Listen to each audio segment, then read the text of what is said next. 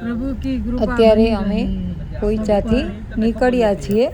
પોઈચાનો video તો મેં મૂકેલો જ છે, તો આપ જોઈ લેજો કે મંદિર કેવું સરસ છે. દર્શન કરવા જરૂરથી તમે જાજો. અને અમે જુઓ આ પણ પોઈચા જ છે, હજી અમે દરવાજાની બહાર નીકળ્યા નથી. તો જો આ છે પોઈચાની ગૌશાળા છે, અને ગૌશાળામાં ગાયો પણ ઘણી બધી છે. અને હવે અમે ત્યાંથી જો ગેટ પાસે આવી ગયા છીએ, અને હવે અમે જવા નીકળ્યા છીએ કુબેર ભંડારી મહાદેવનું મંદિર. તો તમને પણ હું દર્શન કરાવું છું કુબેર ભંડારીના. તો ચાલો તમે પણ કુબેર ભંડારીના દર્શન કરી લેજો. કુબેર ભંડારી છે તો તમે પોઈચાથી પણ જઈ શકો, કેમ કે ત્યાં તમે પોઈચાથી જાઓ એટલે મેદાન આવે, અને મેદાન પછી તમારે હોડીમાં નદી પાર કરી અને સામે કાંઠે જવું પડે છે. પણ અમે છે તો ત્યાં ગયા નહોતા, અને હવે પછી અમે જે રોડ ઉપર આવ્યા ત્યાંથી જ રસ્તો છે. ઊંચાણવાળો રસ્તો છે, પણ થોડીક તકલીફ પડે, પણ વાહન સરસ રીતે ચાલ્યું જાય, કેમ કે એવો રોડ તો છે જ, એટલે ઢાળવાળો છે. તો ચાલો હું પણ તમને ત્યાં દર્શન કરાવું. જો આવો રસ્તો છે, થોડો કાચો આવે, થોડો રોડ આવે, પણ ખૂબ સરસ રસ્તો છે. જંગલમાં એકદમ તમને એમ થાય જંગલનો વિસ્તાર છે. અને અત્યારે અમે જઈ રહ્યા હતા, તો મારે વિડીયો બનાવવાનો હતો, એટલે વિડીયોમાં હું આગળ બેઠી છું, જેથી કરીને આગળનો રસ્તો સાફ દેખાય. જો પાછળ બેસું તો વિડીયો છે એ બરાબર દેખાય નહીં. એટલે લાલો અને એના પપ્પા છે એ પાછળ બેઠા છે. તો ચાલો હું તમને એની સાથે પણ વાત કરાવું છું. શ્રાવણ મહિનાની મેળાની તૈયારી પણ ચાલુ છે. બસ જો આ રફ રસ્તો છે કુબેર ભંડારી જાય નર્મદા. લાલો તો ખુશ ખુશ. લાલાને મજા આવી જાય કે સ્કૂલે ગાઈ જાય.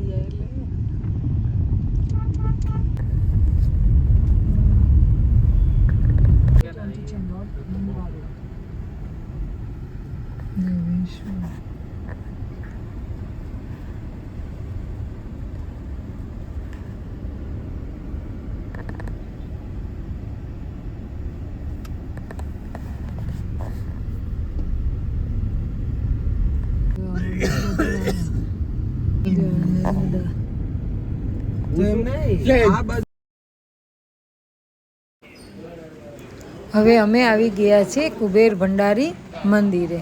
તો ચાલો તમે પણ દર્શન કરો.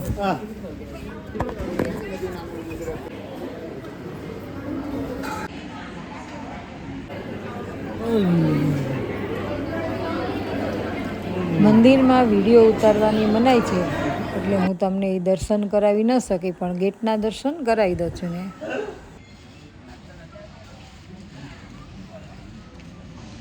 મેં કુબેર ભંડારી દર્શન કર્યા, અને પછી ડભોઈમાં ચા પાણી પીધા, અને અત્યારે જો આ જંગલ જેવું છે, અને અમારા ભોલુભાઈ ખેંચે સીધો એક ધારો જુનાગઢથી સુરત, હવે પોઈચાથી જુનાગઢ. ચાલો બધાને હાઈ ગઈ છે. જય ચોટીલામાં. બસ જો અમે ચોટીલા પહોંચવા આવ્યા છીએ, અને આજે ચોટીલામાંના ડુંગર દેખાય છે.